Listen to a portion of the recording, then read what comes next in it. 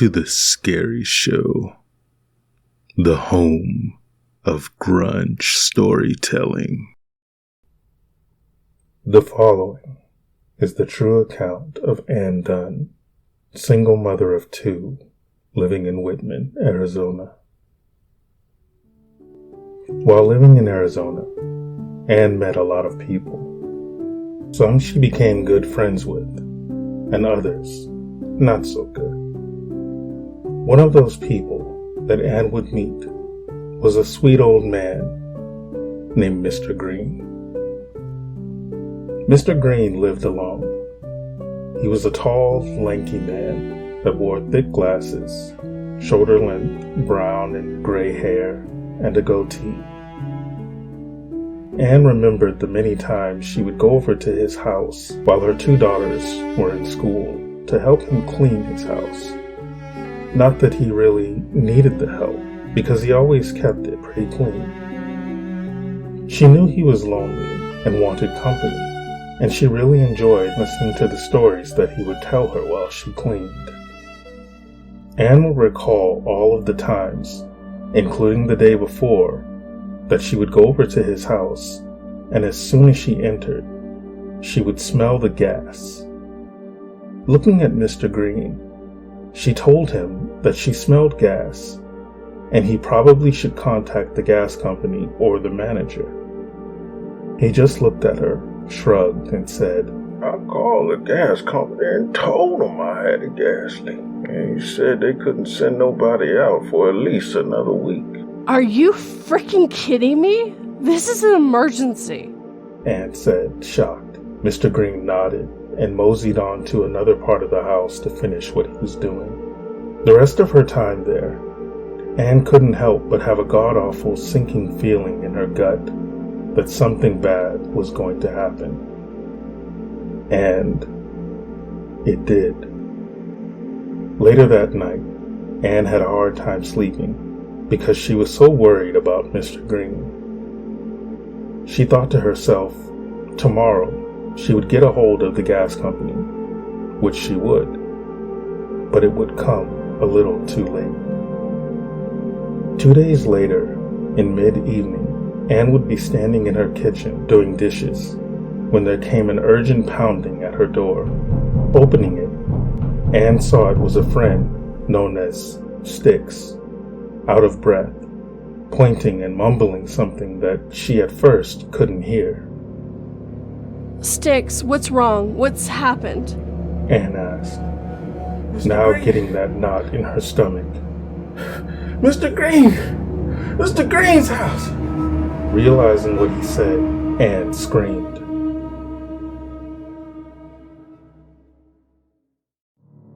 Oh my God, no! And took off running towards his house, yelling back at him. Watch the girls, I'll be back. Arriving at Mr. Green's house, Ann saw what was left of it. The lights of the fire department and the firefighters and people running or standing around. In shock and horror, she stood there looking around for anyone she could ask what happened, but didn't see anyone close to her.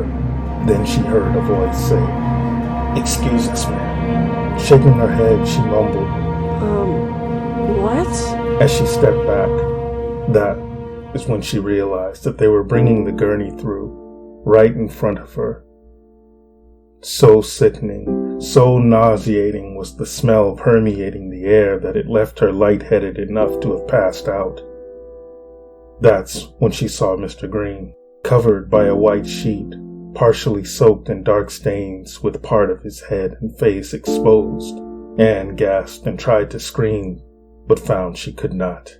One of the paramedics realized what was going on and tried to cover him, but they stumbled, and that's when his right arm fell out from under the sheet, lightly brushing against Ann's left leg and dripping bodily fluids and water onto her feet. In horror, she stood, unable to move or do anything, and that's when everything went blank.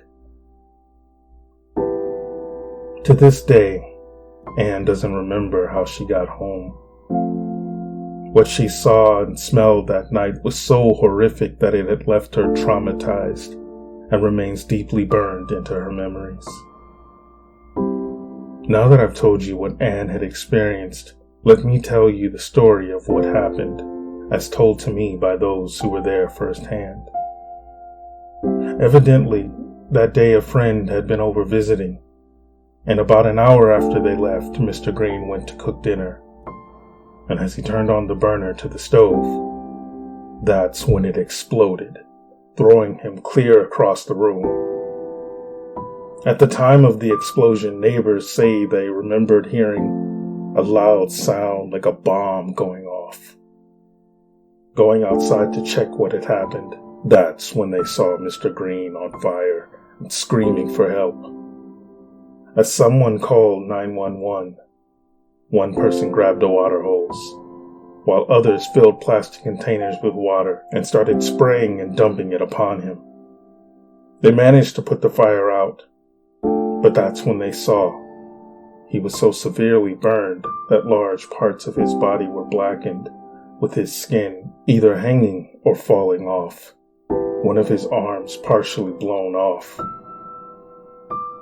After the fire department got there, they were finished putting out the house fire as the paramedics got there to attend Mr. Green, who, according to one of the neighbors, despite his injuries, lived up to 15 minutes after the explosion.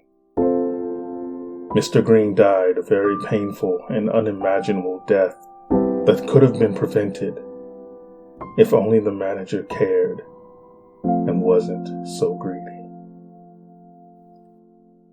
Tonight's Scary was written by Creepy Clown Girl and is called Mr. Green, featuring the voice talents of 242 Reads and the Scary Show.